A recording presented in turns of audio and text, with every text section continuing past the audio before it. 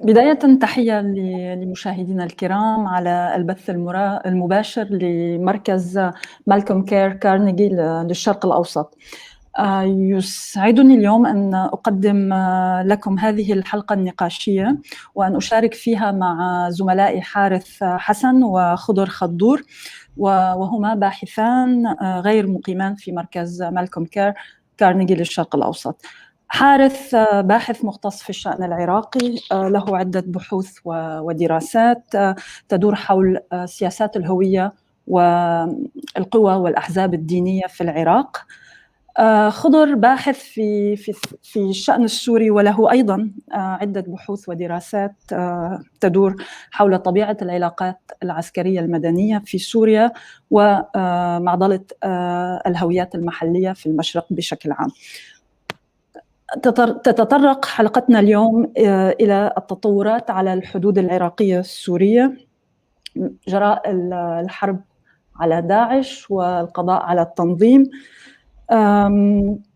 التركيز هنا على الجزء الشمالي من الحدود السورية العراقية المعروف بالجزيرة، والجزيرة هي منطقة حدودية تمتد من جبل سنجار إلى جبل عبد العزيز، أي أنها تغطي مناطق شرق الفرات في الشق السوري وتغطي منطقة غرب محافظة الموصل العراقية. أذكر هنا أن حارث وخضر غطوا الجزء الجنوبي من الحدود العراقية السورية في بحث نشر لهما في شهر حزيران 2020 تحت عنوان ضمور الدولة وإعادة تصور الأراضي الحدودية في سوريا والعراق، ديناميكيات ما بعد 2011. بإمكانكم قراءة هذا البحث على موقع كارنيجي على النت. نبدأ مع حارث ومن ثم خضر، 10 دقائق لكل واحد لنترك الوقت للنقاش وللأسئلة. تفضل حارث. شكرا جزيلا لؤلؤة. الاستنتاجات والأفكار اللي راح نذكرها اليوم في هاي الندوة تركز على الورقة الأخيرة اللي أنجزناها قبل فترة قصيرة، وهي ما زالت في طور التحرير، ونأمل أن تنشر يعني بحلول شهر آذار مارس المقبل. سأتحدث عن 3 أو 4 نقاط في هذه المداخلة القصيرة حول موضوع الحدود العراقية السورية، وسأبدأ بنقطة عامة تتعلق بالحدود العراقية السورية. أهمية دراسة هذه الحدود تنبع من حقيقة أنه في كلا البلدين خلال العقد الأخير شهدنا تراجع لسلطة الدولة، يعني في العراق قبل سوريا. في العراق ربما بدأ الأمر بعد الاحتلال الأمريكي عام 2003، في سوريا بعد الأحداث السورية عام 2011 شهدنا ديناميكية تتمثل بتراجع سلطة الحكومة المركزية على الأطراف، وظهور جماعات نون ستيت أكترز أو جماعات غير دولتية تنشط في هذه المناطق وتحاول أن تستفيد من قدرتها على عبور الحدود لتوسيع نفوذها. جماعات الجماعات الجهادية اللي بدأت مع القاعدة وبعدين تطورت إلى داعش، الجماعات الكردية اللي هي ركزنا عليها كثيرا في هذه الورقة، أيضا بعض الفصائل الشيعية المرتبطة بمنظومة العابرة للحدود التي يدعمها الحرس الثوري الإيراني. وهذه ظاهرة لافتة يعني تستحق الدراسة، لأنها تثير كثير من الأسئلة حول طبيعة هذه الحدود، التحولات التي جرت بها، علاقتها بالصراعات في المركز في كل من البلد، وعلاقتها أيضا بالتنافسات الجيوسياسية. نقطة أساسية عامة يعني ممكن استخلاصها من دراسة مجمل الحدود العراقية السورية، نعرف أنه الحدود العراقية السورية غالبا ما كانت يعني بالكتابات والأدبيات التي تتناول الحدود في منطقة المشرق العربي تعطى كنموذج لما يسمى بالحدود المصطنعة، الحدود التي لا تتمثل بحواجز طبيعية، الحدود التي رسمت يعني وفق هذه السردية رسمت من القوى الاستعمارية، وبالتالي هي حدود وهمية. وشفنا في أثناء صعود تنظيم الدولة الإسلامية داعش كيف أنه أيضا نوع من الاحتفاء قامت به دعاية التنظيم بالإعلان عن سقوط ما يسمى باتفاقية سايكس-بيكو. أنا ما راح أرجع على هذه التفاصيل التاريخية، لكن ما أريد أن أذكره أنه هذه فرضية الحدود المصطنعة مقابل الحدود الطبيعية هي فرضية يعني مبسطة جدا، ما ممكن أن نستخدمها كأداة تحليلية لفهم هذه الحدود، لأنه المطلع على التاريخ الحديث منذ نشوء الدولة العراقية الحديثة والدولة السورية الحديثة راح يشوف أنه هذه الحدود مرت بمراحل مختلفة. مراحل كانت هذه الحدود يعني ممسوكة بشكل قوي ومحمية بشكل قوي، ووجودها أصبح وجود واقعي، بمعنى أنه أصبح وجود الفصل بين العراق وسوريا ككيانين سياسيتين كدولتين بالمعنى الحديث للدول.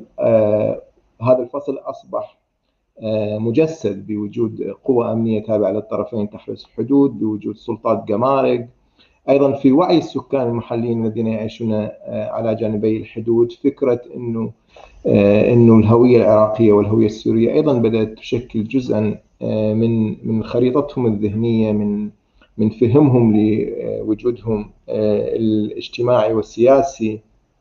وأيضا المركز يعني إذا قاربنا موضوع الحدود، علاقة الحدود بالحكومة المركزية من منظور المركز والأطراف، راح نشوف أنه في عمر الدولة الحديثة شفنا المركز في بغداد أو دمشق يخترق هذه المناطق الحدودية، يؤسس لعلاقات جديدة، يغير النمط الاقتصادي والاجتماعي السائد.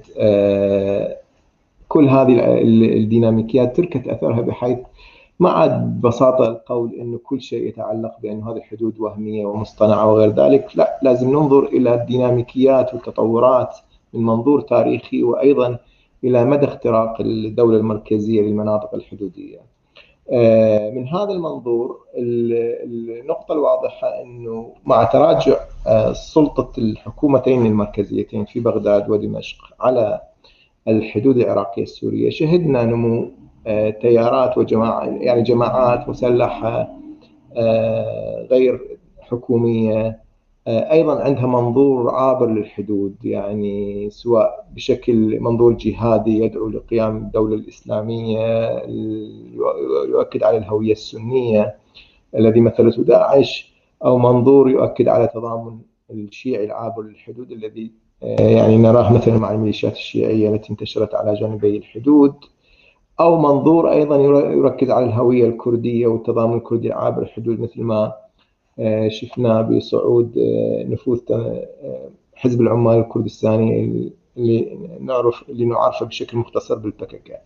يعني إذا شفنا إذا ممكن الخريطة يعني حتى تساعدنا في يعني إنه ننظر لهذه الحدود بشكل يعني ببعض التفاصيل المهمة في هذه الورقة. هذا هو المقطع الشمالي اللي ندرسه في هذه الورقة. أحد الظواهر اللي الحديثة الراهنة اللي شفناها عند دراسة هذا المقطع هو نمو نفوذ جماعات كردية متعددة على جانبي الحدود، تتجسد بشكل أساسي بقوات سوريا الديمقراطية اللي نعرف اختصارا بقسد، اللي تشكل نواة الإدارة الذاتية في شمال شرق سوريا، واللي تهيمن على الجزء الغربي من الحدود. وفي المقابل الجزء الشرقي من الحدود، الجزء العراقي، هناك حكومة إقليم كردستان الذي يعني يهيمن عليه بشكل خاص الحزب الديمقراطي الكردستاني الذي لديه نفوذ مهم في هذا المقطع. وأيضا شاهدنا صعود تنظيم حزب العمال الكردستاني استفادته من انهيار هذه الحدود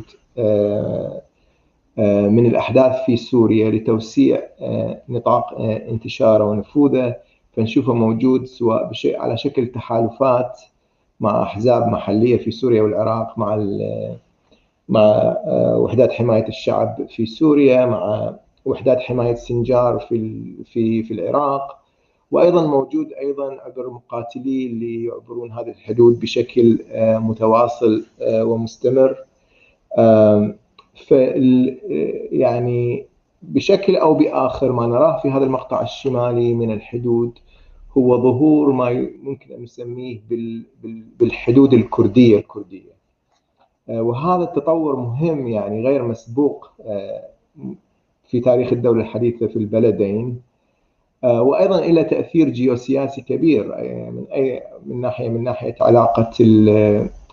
العلاقة مع تركيا، من ناحية مستقبل الدولة والسلطة في العراق وفي سوريا، العلاقة مع الحكومات المركزية، الكثير من الديناميكيات المهمة اللي تستحق الدراسة واللي لا زالت موجودة الآن وآخذة بالتطور في هذه المنطقة.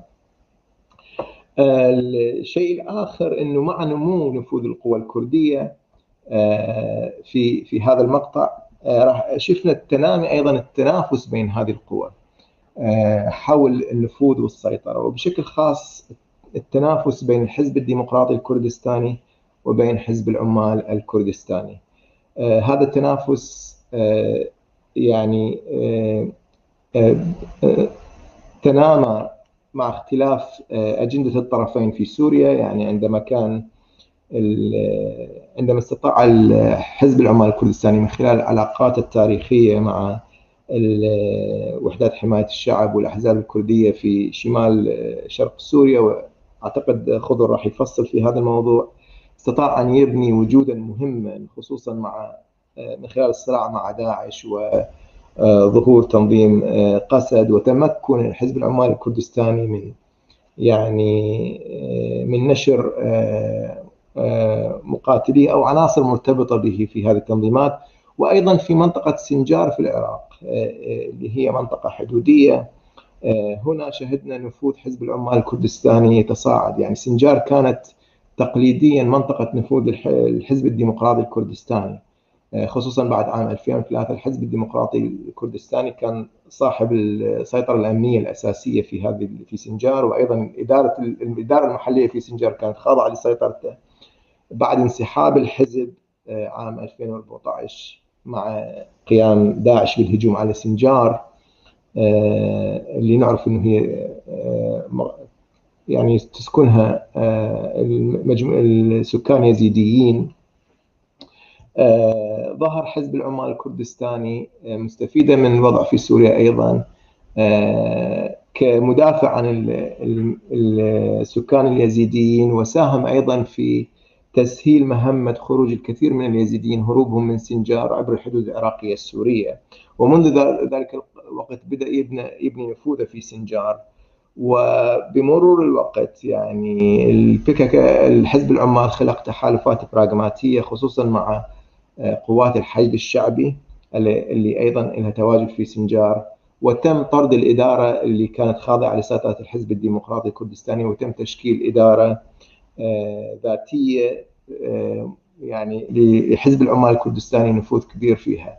فالعامل الأساسي في هذا التنافس هذا النمو في نفوذ ووجود حزب العمال الكردستاني. سابقا كان حزب العمال الكردستاني محصور في تواجده في منطقة جبال قنديل على الحدود العراقية التركية، الآن هو موجود بكثافة على الحدود العراقية السورية وفي مناطق الحدود، ويلعب دور ليس فقط دور عسكري بل أيضا دور في الإدارة من خلال المجموعات المحلية المرتبطة به. وممكن لاحقا لربما نفصل أكثر حول طبيعة علاقة حزب العمال الكردستاني بهذه الجماعات. فهذا يقودني إلى الاستنتاج إلى أنه هذه الحدود الآن تشهد صراعا بين منظورين. منظور يمثل حزب الديمقراطي الكردستاني وإلى حد ما الإدارة الذاتية في سوريا. يعني نحن نتحدث عن كيانات الآن هي كيانات كانت محاربة، لكن أصبحت الآن أشبه ما تكون بالكيانات الدولتية، أو تحاول أن تتحول إلى كيانات دولتية تقوم بوظائف الأمن والحكم وإدارة الاقتصاد وجمع الضرائب في مناطق سيطرتها الإقليمية. وهذه الكيانات بسبب حاجتها البراغماتية يعني للاستمرار تحتاج أيضا الاعتراف الدولي. الحزب الديمقراطي الكردستاني يعتمد كثيرا على الاعتراف التركي والدعم والتسهيلات اللي تقدمها تركيا لحكومة إقليم كردستان على مستوى تصدير النفط، على مستوى العلاقات الاقتصادية. وأيضا الطرفين يعتمدان، يعني الحزب الديمقراطي الكردستاني وقسد يعتمدون على الدعم الأمريكي. فأكو دوافع براغماتية تدفعهم إلى محاولة تكريس سلطاتهم ونفوذهم في مناطق سيطرتهم، وبالتالي عدم تجاوز الحدود، بالعكس تأكيد وجود هذه الحدود باعتبارها الحدود الفاصلة بين مناطق نفوذهم.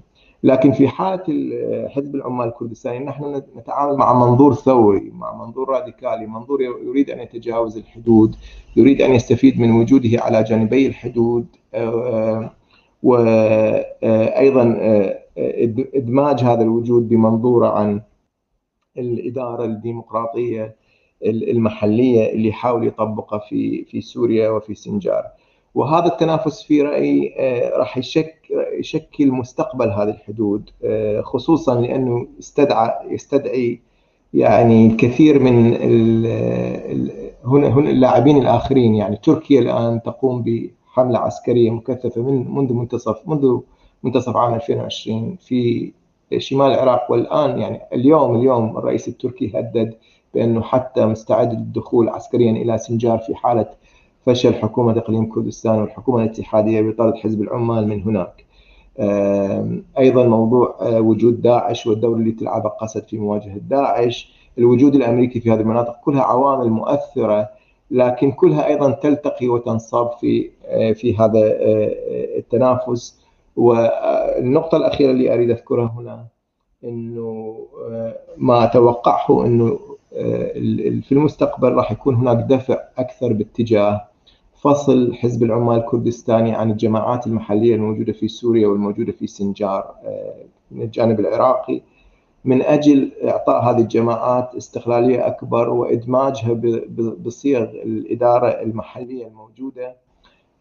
وهذا أيضا ينسجم مع المصالح التركية وينسجم مع مصالح الحزب الديمقراطي الكردستاني والحكومة الاتحادية، وقد يمهد لاحقا إلى اتفاق بين الإدارة الذاتية في شمال شرق سوريا والحكومة السورية من أجل تسوية الصراع السوري، وبالتالي تحجيم نفوذ حزب العمال وقدرته على تغيير واقع هذه الحدود بشكل راديكالي. وأتوقف هنا. شكرا حارث. خضر، تفضل خضر. شكرا لولو، يعطيك العافية حارث. مداخلتي عشان ما أكرر اللي حكاه زميلي حارث، نحن نشتغل على هذا البحث من تقريبا من عام. حركز مداخلتي على بعدين. الأول نظرة سريعة تاريخية لو تسمحي لي لولو، موضوع الجزيرة أو شرق الفرات وهي المنطقة اللي نحن ندرس حدود فيها، هي بعدها حدود ناشئة مثل معظم الحدود من تقريبا أقل من 100 عام، لكن ما زالت فيها كل حقبة زمنية فيها ديناميكية مختلفة. بالتالي حركز مداخلتي على نظرة خاطفة على المنطقة بالقرن العشرين الماضي وهو اقتصاد الحدود بعد العام 2017.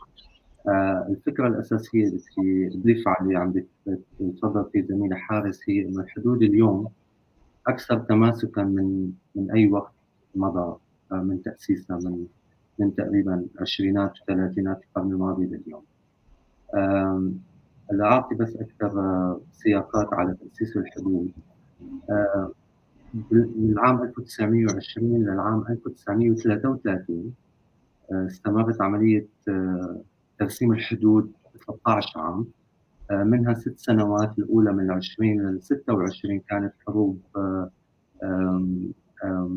بين الأتراك الكماليين والفرنسيين، طبعا معهم مجموعات محلية داعمة هذاك الوقت. استمرت 6 سنوات الحروب، وكانت تمتد دائما لمناطق المتاخمة للعراق مثل دير الزور ومناطق ربيعة أو مناطق الجزيرة السورية اليوم مع حدودها مع الجانب العراقي. الباحثين بهذاك الوقت وثقوا 328 عملية عسكرية فرنسية بين عامين 22 و 23.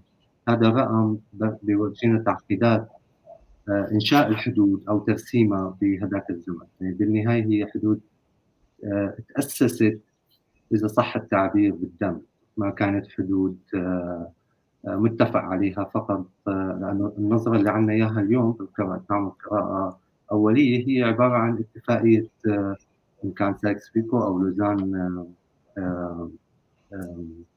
معاهدة لوزان، وانتهى الموضوع. لا، بالحقيقة هي المنطقة هي بالتحديد استمرت الحدود فيها 6 سنوات حرب، من 20 ل 26 كان فيها اتفاقيتين مهمات، اتفاقية أنقرة 1 واتفاقية أنقرة 2. اتفاقية أنقرة 1 عفوا، اتفاقية أنقرة 2، وبعدين تم الاتفاق النهائي مع الحدود مع العراق بالعام 1933 بشهر تموز. أخذت من يومها لليوم أخذت الحدود الشكل اللي اليوم موجودة عليه، ما زال ما تغير. بس بدي أعطي بس أقل من دقيقة على برقية رسلها الرئيس الفرنسي بال 1920 بآب 1920 ألكسندر ميليران للجنرال غورو، هنري غورو، وطرح فيها فكرة تدخل الحذر في شرق الفرات. مفهوم شرق الفرات اللي نستخدمه اليوم هو ما جديد، يعني بيستخدم من هذيك الحقبة. ونصت الرسالة على التالي: ما إذا كان يجب توجيه هذه المناطق أي الجزيرة أو شرق الفرات نحو نظام مستقل أو دمجها مع الاتحاد السوري، مهما يكن يجب في الوقت الحاضر تمييز واضح بين هذه المناطق والمناطق السورية. هذا اقتباس من كتاب محمد جمال بارود، تكون التاريخي للحديث للجزيرة السورية. لفت لي نظري هاي الرسالة، لفتت نظري بمعنى كانت منذ البداية كانت ينظر للمنطقة وكأنها متمايزة عن الداخل السوري بشكل أو بآخر. لاحقا بعد ما استقرت الحدود لعقود، الأنظمة السلطوية بالبلدين بسوريا وبالعراق، يعني نظام صدام حسين ونظام حافظ الأسد، وتحديدا بالحالة السورية عم بحكي فيها هون، كان ينظر للمنطقة كمنطقة أمنية. يعني انتقلنا من المرحلة الأولى اللي هي مرحلة تأسيس هاي الحدود اللي استمرت 13 عام. لاحقا صحيح أنا عملت قبسي يعني أكثر من 30 سنة بعدد، لكن عم حاول أخذ الترند للحدود وديناميكياتها بهاي المرحلة.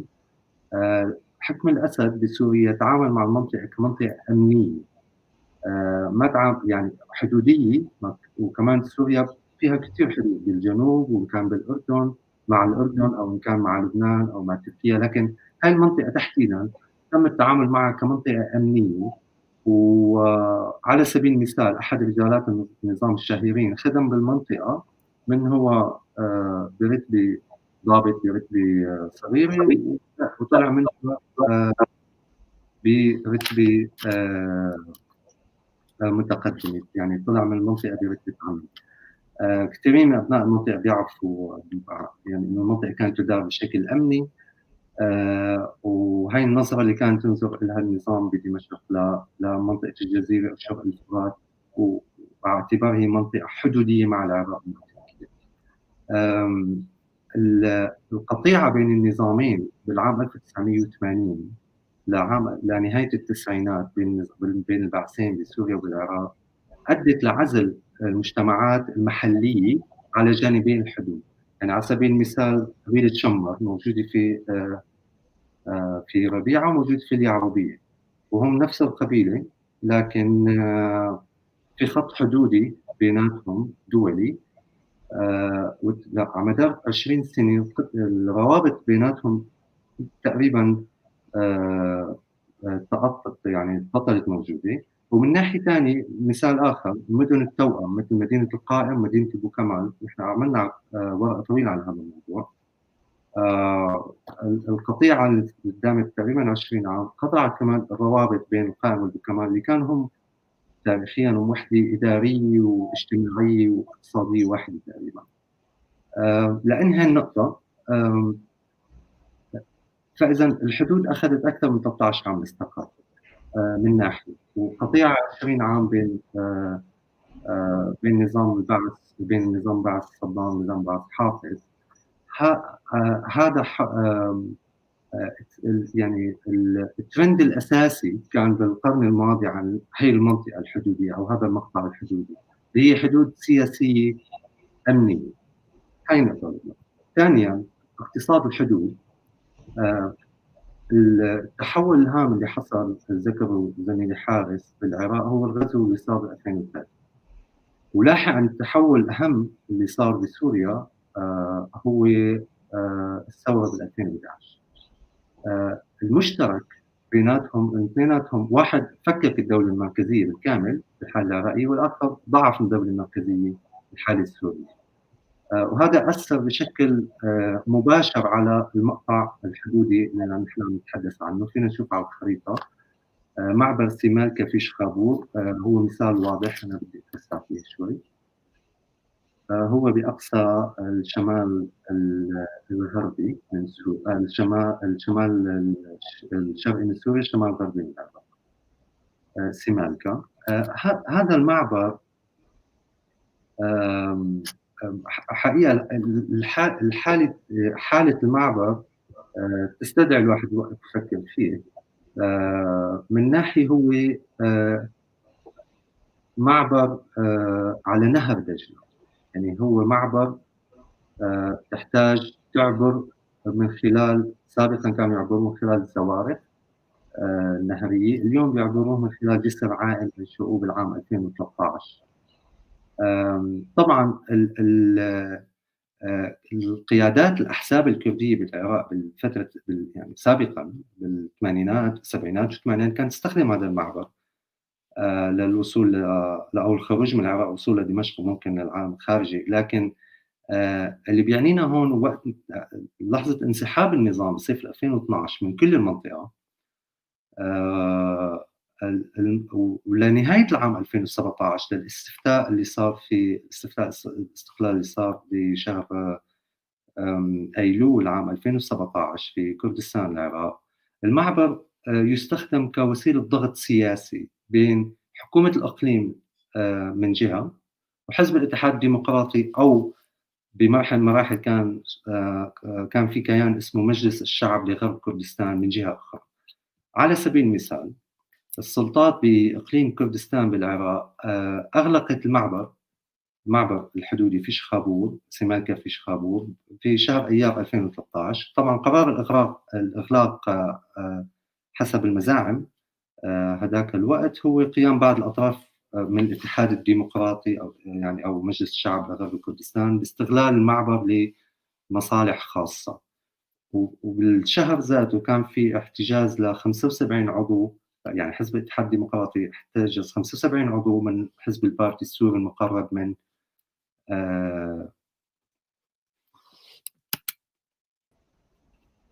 الو سامعك بعد سوري اللغة تمام اوكي تمام. بالشهر ذاته تم احتجاز 75 عضو من حزب البارتي السوري المقرب من الحزب الديمقراطي الكردستاني.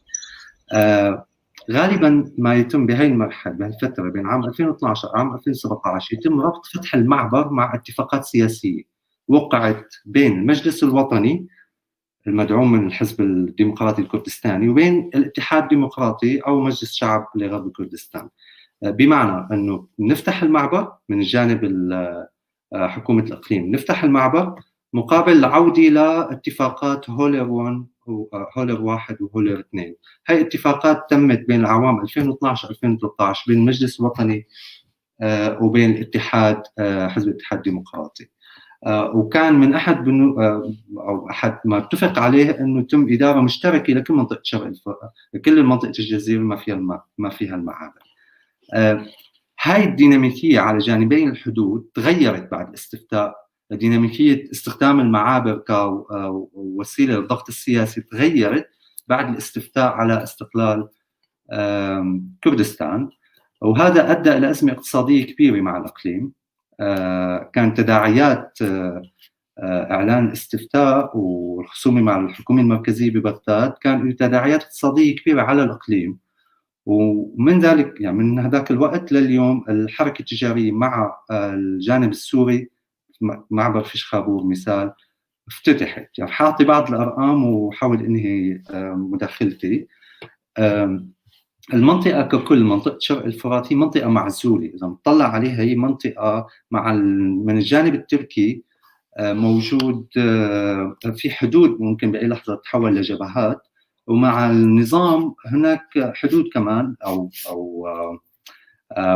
شكل من أشكال الحدود، لكن النظام معاقب ومحاصر، عنده أزمة اقتصادية، فبالتالي منفذ اقتصادي شريان الحياة الحقيقي لشرق الفرات اليوم وبعد العام 2016 هو منطقة أو هو مثلا معبر فيش خابور أو المعابر عموما مع الإقليم.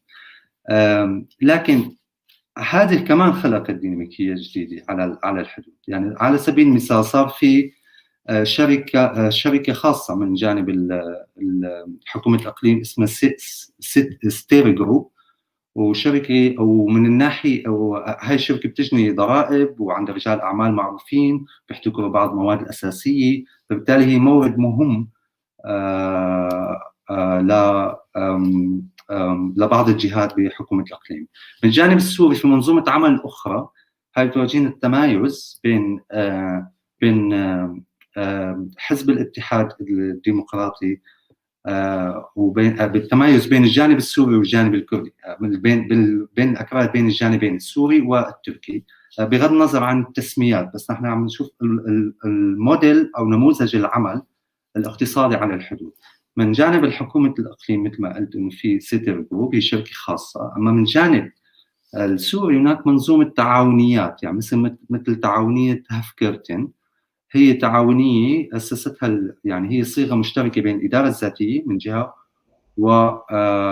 وبعض التجار المحليين في منطقة شرق الفرات، لكن بصيغة تعاونية مشتركة. لكن في النهاية المجموعتين أو النموذجين بيسعوا لجني الضرائب، بيستخدموا الحدود إذا الحدود اليوم مورد مهم حقيقة إما للإدارة الذاتية بشمال شرق سوريا أو لبعض الجهات المتنفذة بحكومة الإقليم. بس بدي أعمل خلاصة أخيرة. الحدود اليوم اللي عم نحكي عنها، هذا المقطع الحدودي بين سوريا والعراق، هو لم يعد مكان للصراع عليه كما كان الحال بداية التأسيس، ولا هي منطقة أمنية كما كان ينظر عليها أيام البعثين. هي تحولت من ناحية أداة ضغط سياسي بين حكومة الإقليم وقيادات المرتبطة بالإدارة الذاتية من جهة، وكمان هي نمط اقتصاد حدود عم بيغير المنظومة الاقتصادية السياسية بشمال شرق سوريا من جهة أخرى. هاي التحولات بطبيعة الحدود زاد مع الوقت متانتها، وصارت حدود اليوم بعد 90 عام تقريبا من تأسيسها يعني حدود عندها رسوخ أكثر بقلب الشرق الأوسط. بوقف هون لولو، شكرا لك. شكرا خضر، وشكرا حارث على هذا الطرح القيم والمفصل للحدود السورية العراقية. أعتقد أنه الصورة صارت أكثر وضوحا بخصوص البعد التاريخي، وخاصة التطورات الأخيرة منذ 2011 تقريبا، أو خلينا نقول بالنسبة للشق الشمالي للحدود منذ نهاية الحرب على تنظيم الدولة الإسلامية. أعتقد أنه النقطة المهمة كانت هي توضيحكم لعملية إعادة خلينا نقول تشكيل هذه الحدود سياسيا وخاصة اقتصاديا. أعتقد أنه من المهم جدا التركيز على اقتصاد الحدود، لأنه عادة بطرح موضوع الحدود الحدود العراقية السورية وكذلك الحدود الأخرى في المشرق العربي، في دائما تركيز على البعد الأمني اللي هو التركيز على منع خلينا نقول منع حركة الفصائل المسلحة أو التهريب. بعتقد أنه المهم جدا أنه أنتم وضحتوا أن هنالك اقتصاد حدودي قائم بحد ذاته، صار في جمارك وفي أطراف قادرة على أنه تفرض رسومات جمركية وضرائب على جميع اللاعبين الموجودين على الحدود. وأعتقد الشق الثاني المهم أنه حارث وضحت التنافس الكردي ودخلت بتفاصيل التسابق بين الأطراف الكردية على السيطرة على الحدود. أسمح لنفسي بطرح بعض الأسئلة قبل أن نفتح المجال لجميع المشاهدين. السؤال الأول الذي يخطر على بالي وربما على العديد من الباحثين يتعلق بميثودولوجيا البحث. كيف تم العمل على هذه الدراسة المفصلة والغنية بالمعلومات في زمن جائحة الكورونا وصعوبة السفر والتنقل وصعوبة البحث الميداني؟ السؤال بتحبوا تجاوبوا على السؤال الأول وبعدين ننتقل إلى الأسئلة الأخرى؟ أوكي تمام. هو نحن حقيقة كان في عنا صعوبة في هذا الموضوع مثل جميع الباحثين. صعب تعملي يعني ما نقدر نشتغل عن بعد خصوصا بمواضيع تحتاج عمل ميداني، إن كان مشاهدات، إجراء مقابلات، جمع بيانات، لقاءات مع الناس العاديين، مع التجار، مع الناس، مع بعض القوى المحلية. هذا كله ما للأسف ما قدرنا نعمل هذا الشيء بال 2020، لكن طورنا خلينا نقول نموذج أولي من خلال العمل مع بالجانب السوري. يعني تم العمل مع منظمة اسمها إمباكت، هي تركز على قضايا المجتمع المدني وعندها أبحاث موجهة نحو السياسات، عندها تحليلات، عندها فريق عمل موجود على الأرض من سنوات. ومن الجانب العراقي مع منظمة مسارات، هي منظمة للتنمية الثقافية والإعلامية، بيشتغلوا دراسات عن الأقليات والذاكرة الجماعية وحوار الأديان بالعراق. هذا الموديل من خلال شراكة مع منظمات موجودة على الأرض عندها فريقة، حقيقة ساعدنا بتنظيم ورشة عمل كانت مفيدة. ساعدنا بإجراء بعض اللقاءات من خلال الواتساب أو وسائل التواصل الأخرى. فمنهجيا تم بهذا الشكل. حقيقة حتى لو انتهت الجائحة إن شاء الله قريبا، نحن ما بنقدر هذا الموديل حنحاول نطور فيه، حنبقى عم نزور الميدان، حنبقى عم نعمل بحوثنا على الأرض، لكن كمان حنطور هذا الموديل الشركات مع منظمات محلية، لأنه بحقيقة مفيد جدا.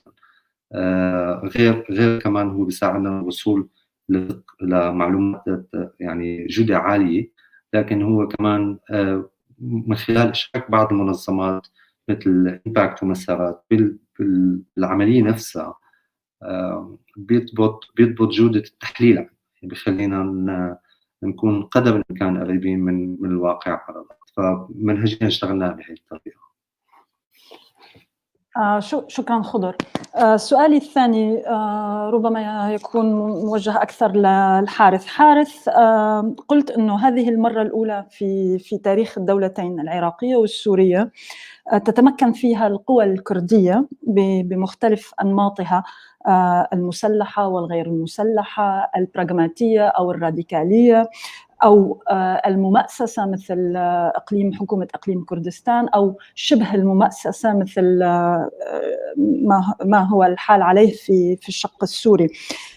هل برأيك نحن على صدد على المدى البعيد ولادة كيان دولتي كردي عابر للحدود الدولية، كما عرفناها من العشرينات إلى اليوم، أو برأيك السيناريو الكردي العراقي مطروح، أي سيناريو حرب أهلية كردية ممكن الطرفين المتنازعين يكونوا من جهة الحزب الديمقراطي الكردستاني ومن الطرف الآخر الPKK، اللي هو سيناريو شاهدناه في العراق ببداية التسعينيات عندما انهارت سلطة الدولة المركزية العراقية آنذاك وحل مكانها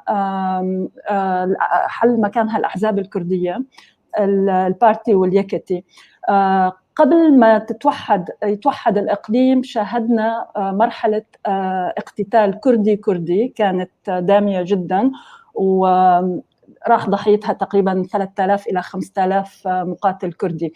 هل تعتقد أنه اليوم إحنا في صدد هذا السيناريو، أو الأمور حتبقى على ما هي عليه، أي fragmentation، خلينا نقول عدة هيمنات على هذا الشريط الحدودي، وبالنهاية نشوف أنه جميع الأطراف الكردية تارة تتحالف مع بعضها وتتعاون، تارة أخرى تتصادم، وبالنهاية المصالح هي مصالح اقتصادية مثل ما تفضل خضر. ما هو رأيك؟ شكرا لولو. يعني أولا نخلي يعني نلاحظ أنه صعود هذه القوى هو أساساً نتاج الفراغ الذي نشأ مع انسحاب سلطة الدولة المركزية. هذا الانسحاب حصل على عدة مراحل، يعني في الحالة العراقية بعد سقوط نظام صدام حسين، يعني مناطق غرب الموصل والعديد من المناطق التي تعرف بالعراق باسم المناطق المتنازع عليها، أي المناطق التي يطالب إقليم كردستان بضمها إلى الإقليم، وما زالت يعني ما زال وضعها غير محسوم، واغلبها موجوده في محافظه نينوى. القوى الكرديه المنظمه، يعني بحكم انه هذه القوى عندها تاريخ طويل من التنظيم، من العمل المسلح، مقاتلين وموارد، كانت قادره على ملء هذا الفراغ. عمليه ملء الفراغ هذه هي اللي خلقت النتائج الجديده اللي نشوفها هذا اليوم. حاولنا انه نعكس وجود هاي الديناميكيتين. الاولى هي انه فعلا هناك تضامنات كرديه عابره الحدود، وهذه التضامنات الان بدات تتشكل بنيه تحتيه لها. يعني الاقتصاد اللي تحدث عنه خضر يعني هو يعكس هاي بدايه تشكل هذه البنيه التحتيه، علاقات بين التجار عبر الحدود، واردات وصادرات، وايضا حركه السكان، يعني بسبب وضع مناطق الإدارة الذاتية محاصرة من جهة تركيا، محاصرة لحد كبير من جهة النظام السوري. في الكثير من الأكراد السوريين يجدون في إقليم كردستان المكان المناسب إذا أرادوا يسافرون إلى خارج سوريا، يسافرون من مطارات الإقليم أو الهجرة إلى الإقليم. كثير من الأكراد السوريين أيضا ذهبوا إلى إقليم كردستان نتيجة الصراع مع داعش.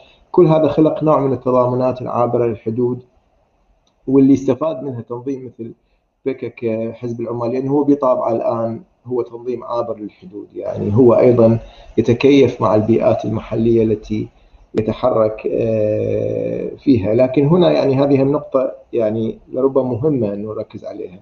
يعني عندما تتحدثين مع السكان المحليين، مع أعضاء الجماعات المحلية، مثلا على سبيل المثال وحدات حماية السنجار اللي نعرفها اختصارا باليبشة، هم يقولون لا، PKK لا وجود، حزب العمال لا وجود له في سنجار، احنا مقاتلين من ابناء هذه المنطقه، وحزب العمال هو صديق يعني ساعدنا في الحرب مع داعش، لم يعد له وجود. نفس القصه تسمعيها ايضا في مناطق الاداره الذاتيه في سوريا. لكن عندما تحكين مع ناس اخرين يعني يعطيك منظور اخر، لا انه يعني لا يفصل بين هذه الجماعات وبين الحزب العمال. يعني هو يرى وحدات حماية الشعب وحزب العمال شيء واحد، ليست جماعتين منفصلتين. هذا الخلاف في وجهات النظر يعكس انه احنا امام حالة عملية تكيف وتحول مستمرة يعني غير منتهية. يعني حزب العمال من جهة يستفيد من كونه حزب مقاتل إلى وجود قريب من هذه المناطق من نهاية الثمانينيات، إلى خبرة عسكرية مسلحة، إلى خبرة في عبور الحدود لدعم هذه الجماعات المحلية ولتنظيمها وأيضا التأثير عليها أيديولوجيا. وبنفس الوقت هو بحاجة إلى أن يتلون بتلون البيئات المحلية اللي ينتشر بها. فهو حزب العمال نفسه أصبح الآن يعني كيان هلامي، يعني هو ليس تنظيم محدد الملامح محدد الحدود ومن السهل فصله عن بقية التنظيمات. هذه أعتقد نقطة مهمة يجب أن نأخذها بالاعتبار عندما نتحدث عن يعني أسماء هذه التنظيمات. يعني يجب أن لا نراها باعتبارها تنظيمات منفصلة تماما عن بعضها والحدود بينها واضحة جدا.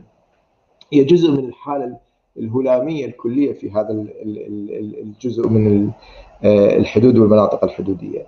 أنا أميل إلى الاعتقاد أنه رغم التضامنات الكردية عبر الحدود التي تأسست بفعل حقيقة وجود إدارتين كرديتين على جانبي الحدود، العنصر التنافس راح يكون عنصر أساسي، لأنه البيئة الجيوسياسية ضاغطة جدا بهالاتجاه. يعني التأثير التركي، سواء استخدام القوة من قبل تركيا، يعني تركيا قامت بالكثير من عمليات القصف والتوغل داخل الأراضي العراقية والأراضي السورية، قتلت العديد من المقاتلين المنتمين لحزب العمال الكردستاني أو المنتمين إلى جماعات قريبة من حزب العمال الكردستاني. أيضا تركيا لديها القوة الناعمة أيضا، خصوصا من حيث علاقتها بإقليم كردستان. يعني إقليم كردستان إذا يريد أن يحافظ على الاستقلالية التي انتزعها من بغداد بعد صراع طويل مرير من عمر القضية الكردية في العراق، هو بحاجة إلى التحالف مع تركيا، على الأقل كممر للنفط والغاز الكرديين، كموازن لنفوذ بغداد، وأيضا كموازن لنفوذ إيران التي لديها الآن نفوذ كبير في بغداد وفي مناطق العراق الأخرى. أيضا الولايات المتحدة يعني باعتبارها الطرف اللي له وجود على الجانبين، الطرف اللي عنده تحالف، عنده قواعد عسكرية في إقليم كردستان، عنده قواعد في شمال شرق سوريا، عنده تحالف مع الحزب الديمقراطي الكردستاني ومع قسد. الولايات المتحدة لا تميل إلى تغييرات جذرية في الخرائط، هي تأخذ بالاعتبار يعني ما الوضع الجيوسياسي وخطورة إجراء تغييرات كبيرة في الخرائط. لذلك أنا أعتقد أنه أيضا الصراع السوري استمر لفترة طويلة، والآن لربما يعني القوى الإقليمية والخارجية اللي استثمرت في هذا الصراع ما عادت قادرة على الاستثمار أكثر، خصوصا في ظل الوضع السياسي والاقتصادي العالمي ككل. لربما هذا أيضا يخلق نوع من الدفع باتجاه البحث عن تسويات وحلول. فإحنا أمام عملية إعادة تشكل. أنا أعتقد عملية إعادة التشكل هذه قد تنصب باتجاه كما قلت سابقا فصل القوى الكردية اللي متحالفة مع البككية أكثر. يعني ما راح يكون هناك فصل تام، لكن راح يكون أن يضعون مسافة أطول بينهم وبين البككية لاعتبارات براغماتية واعتبارات مصلحية. هذا قد يساعدهم أن يحافظون على وجودهم ويحافظون على الاستقلالية اللي حصلوها في هذه المناطق. أيضا يعني هنا العنصر التنافس الإيراني التركي والتقارب الإيراني التركي أيضا قد يكون عامل من العوامل اللي راح تأثر في هذه العملية. أنا يعني لا يصعب علي أن أجزم في أي اتجاه سائر الأمور، لكن أرجح الآن خصوصا مثلا مؤخرا في شهر العاشر وقعت الحكومة الاتحادية في بغداد وحكومة إقليم كردستان اتفاقا لتطبيع الأوضاع في سنجار، والاتفاق ينص بشكل صريح على ضرورة إخراج حزب العمال الكردستاني من منطقة سنجار. وتم نشر العديد من قوات الفرقتين من الشرطة الاتحادية العراقية في سنجار وفي مناطق الحدود العراقية السورية في محاولة لضبط هذا الحدود، ضبط الحدود وضبط الوضع في سنجار. هذا لربما إذا استمرت هذه العملية راح يبدأ نفوذ حزب العمال الكردستاني ينحسر أو يقول، أو على الأقل راح يصير هناك دوافع لحزب العمال الكردستاني أن يحاول أن ما يظهر بشكل طاغي وواضح، أن يعتمد على الشبكات السرية بدل الشبكات العلنية. شكرا حارث. سؤالي الأخير وبسرعة هو موجه لخضر. خضر، ذكرت قبيلة شمر اللي هي موجودة في منطقة الجزيرة وفي شمر العراق وفي شمر سوريا. عادة المؤرخين وعلماء الأنثروبولوجيا ركزوا على فكرة القبيلة الحدودية أو فكرة الحدود القبائلية. هل باعتقادك، أنا حسب ما فهمت من طرحكم أنه بالنهاية القبيلة هي أضعف طرف بين اللاعبين الموجودين على الحدود، والطرف اللي هو ممكن أن نقول أنه هو أضعف طرف بينما هو موجود يعني على هذه المناطق الحدودية، ولكن هو يفتقد التنظيم المسلح أو حتى يفتقد العقيدة أو الأيديولوجيا اللي يسيطر ويبرر سيطرته على المناطق الحدودية. هل هنالك أسطورة القبيلة الحدودية، أو تعتقد أنه قوة العشيرة مرتبطة بقوة الدولة المركزية، وعندما تنهار الدولة المركزية تنهار سيطرتها على الحدود تنهار أيضا القبيلة الحدودية؟ صحيح. عندي تعقيب سريع على اللي كان عم بيحكيه حارس. معلش هلا بجاوب على السؤال كمان بأسرع وقت ممكن. ما يخص وجود الحزب العمالي الكردستاني بالمناطق السورية أو الجزيرة السورية، هو حقيقة معقد. يعني هو ما موجود، يعني ما في جسم اسمه حزب العمال موجود على الأرض ولا ممثل بأي جسم. يعني قصد منفصلة تماما، انه تقريبا ما في تأثير لحزب العمال على قسد، لكن حزب العمال قادر على التعبئة، وهي شغلة كتير مهمة لازم نبقى عم نتذكرها. هو منظومة اجتماعية، عنده عدة كيانات على الأرض، ومن فترة حسب ما فهمت من زملائنا بمنظمة إمباكت قدر الحزب يسير مظاهرات على الحدود، وبالتالي قادر يصير بعض القلق على الحدود. هاي القدرة مهمة، فموضوع التعبئة موضوع مهم لو ما كان في كيان ممثل بحزب العمال. هاي نقطة. ما يخص القبيلة أو القبيلة الحدودية، بسؤالك الجواب بعتقد أنا للنظرة الثانية اللي هي إنه إذا انهارت الدولة حتنهار مع العشيرة، راح ينهار كل المنظومة الاجتماعية السياسية بالمجتمع ككل، إن كان المحليات والطوائف أو القبائل أو أي بنى ما دون دولة. وهذا حقيقة من 10 سنوات نحن بنسمع هاي الجملة، إنه انهارت الدولة فبالتالي صعدت القبيلة، صعدت الطائفية، صعدت هاي جماعات الإثنية. معك أنا بهذا التحليل أو وجهة النظر أو هذا المنظور، إنه لا، انهيار الدولة بيعني انهيار كل شيء معها. حتى القبيلة الحدودية على سبيل المثال بين كان شمر القبيلة مثال واضح، بداخل شمر من الجانب السوري في عدة اتجاهات من داخل بيت المشيخة نفسه. يعني نحن عم نحكي على يعني أصغر وحدة بقلب القبيلة فيها انقسام، فكيف ككل القبيلة؟ لا، أنا مع الطرح الثاني اللي هو انهيار الدولة أدى لانهيار كمان كل منظومة اجتماعية سياسية ما فيها القبيلة. أوكي، شكرا خضر، شكرا حارث. عندنا أقل من 10 دقائق للأسئلة من المشاهدين.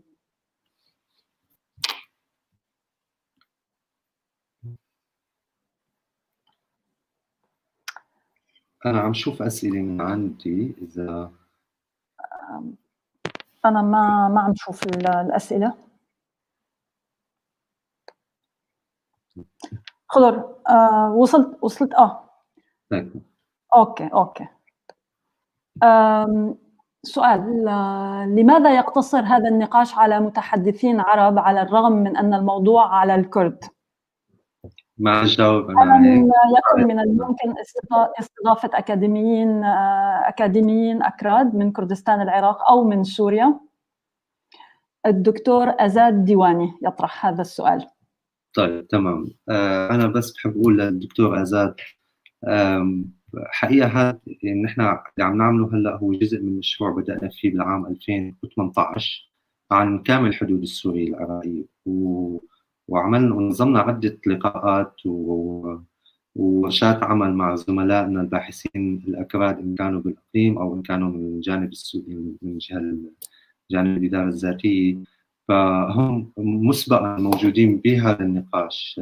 لكن نحن هالساعة عم نقدم مخرجات الورقة اللي راح تنشر بعد شهر ونصف اليوم، فهو هو مو نقاش عن القوى السياسية الكردية أو عن السياسة الكردية، هو نقاش عن مشروع بدأنا فيه بعام 2018 هلا حابين نشارك فيه بعض أفكار معه. السؤال الثاني من غريغور مايرينغ، وهو كيف ترون تأثير البرامج الخاصة بتحقيق الاستقرار في مناطق غرب الموصل خاصة ما بين 2014 و2019، وربما عندكم معلومات عن برنامج الحكومة الألمانية في هذا الصدد. سؤال عن فعالية البرامج المدعومة من قبل الاتحاد الأوروبي أو الأطراف الأخرى في أمريكا، وهي برامج تهدف إلى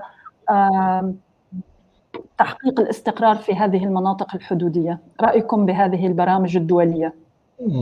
نعم لؤلؤة، يعني أنا أعتقد المشكلة في أوضاع مثل الأوضاع اللي يعني عاشتها مناطق الحدودية على الأقل منذ صعود تنظيم داعش، إنه انهيار السلطة وانهيار الوضع الأمني بشكل كامل، يعني الفراغ الكبير الذي يحدث يعني يجعل من الصعب يعني قيام إدارات مؤسسة يمكنها التعامل مع هذا الدعم بشكل واضح، بمعنى إنه الأمن أصبح هو السلعة الرئيسية. غياب الأمن يجعل الناس يعني يرغبون يعني مهددين بوجودهم أصلا، ولذلك القوة التي بوسعها أن تقدم الأمن تحول الأمن إلى قوة سياسية وقوة اقتصادية. يعني حتى في النماذج التبادلات الاقتصادية عبر الحدود، الجماعات التي أمسكت الأمن أمسك الأرض هي القادرة على تحويل هذه إلى قوة لاستخراج الريع والحصول على الموارد. وهذه الجماعات الآن مثل ما وصفتها أنت في حالة فراغمنتيشن، يعني كل جماعة تسيطر على بقعة معينة من الأرض، ما في قدر من التنسيق، في قدر من التنافس والصراع، وهذا لا يخلق بيئة ممتازة يعني لنجاح مشاريع دعم الاستقرار، لأنه تعددية السلطات، تعددية القوات الممسكة للأمن تعني تعددية المصالح وتعددية الجهات التي يجب أن يتم التعامل معها. وأيضا الكثير من هذه الجماعات العسكرية تتحول بمرور الوقت إلى رانت سيكينج جروبس، يعني جماعات تسعى للحصول على موارد من خلال قدرتها على استخدام السلاح والعنف والتهديد بالعنف، وهي أيضا يعني تحاول أن تستفيد من من هذه المشاريع أيضا لتمويل نفسها. لذلك أعتقد الاستقرار في هذه المناطق يعني يتطلب بيئة أكثر استقرارا من ناحية إدارة الأمن، كما قلت لأنه هو السلعة الرئيسية، البنية التحتية الأساسية التي يقوم عليها كل شيء، وهذه البيئة لا زالت غير متوافرة بسبب كثرة الصراعات وكثرة الفاعلين. عدة أسئلة، أعتقد عدة أسئلة، هنالك عدة أسئلة موجهة إلى خضر تناقش وجود الPKK في الجزيرة بشكل عام. أعتقد أنه هنالك عدة مداخلات تنتقد نوعا ما طرحك بأنه لا هناك وجود للPKK في الجزيرة، فما تمام. أنا اللي أصبحه ما في وجود ملموس، ما في جهة نقدر نقول عنها أنه هاي بتمثل الPKK في الكادر مثل ما بتفضلوا الزملاء المشاركين، الكوادر، القنديليين، لكن كمان خلينا نتذكر انه الPKK بال 2020 مو نفس الPKK بالبدايه بال 2011 ولا هو نفس الPKK بدايه الالفينات. ففي تحول داخل المنظومه نفسها. نحن مو نقاش هون عن الPKK، لكن اللي بس بدي النقطه اللي كنت عم اكد عليها انه الPKK قادر عنده قدره على التعبئه، بس ما قصدت انه هو غير موجود، لكن عنده قدره على التعبئه، ادوات التعبئه ووسائل التعبئه عند الPKK. هذا نقاش ثاني، لكن بس الفكره انه الPKK موجود، ولكن وجوده غير ملموس بجسد واضح محدد. ممكن نشوفه هو شبكه مخفيه او الظل ببعض الاحيان، لكن النقطه الاساسيه هو قادر على التعبئه، وهذا الشيء مهم بمنطقه حدوديه. اذا تعبئ فيها تصير مظاهرات على سبيل المثال كما حدث مؤخرا، هذا بيعني انه في وجود مهم للPKK في بعض المطارح أخرى هو قادر على إثارة قتل على جانب أو من جانب السوري. أعتقد في وقت إلى سؤال أخير، وهو سؤال من بسام بربندي. يقول بسام أنه في فرق بين الطبيعة السكانية للمناطق الحدودية بالجانب العراقي والمناطق الحدودية بالجانب السوري. يقول أن الأغلبية السكانية بالجانب العراقي هي أغلبية كردية، بينما الأغلبية السكانية الطرف الآخر هي عربية. فماذا يعني الفرق بين يعني المنطقة السورية والمنطقة العراقية؟ هل هذا له تأثير على الحدود ومسك الحدود والسيطرة عليها؟ خضر أو حارث، بما أنه المشهد مختلف بسوريا. الجانب السوري بلور مفهوم مؤخرا بدأنا نسمعه، هو شرق الفرات. شرق الفرات عم يفترض ضمنيا حدود مع العراق وحدود مع تركيا.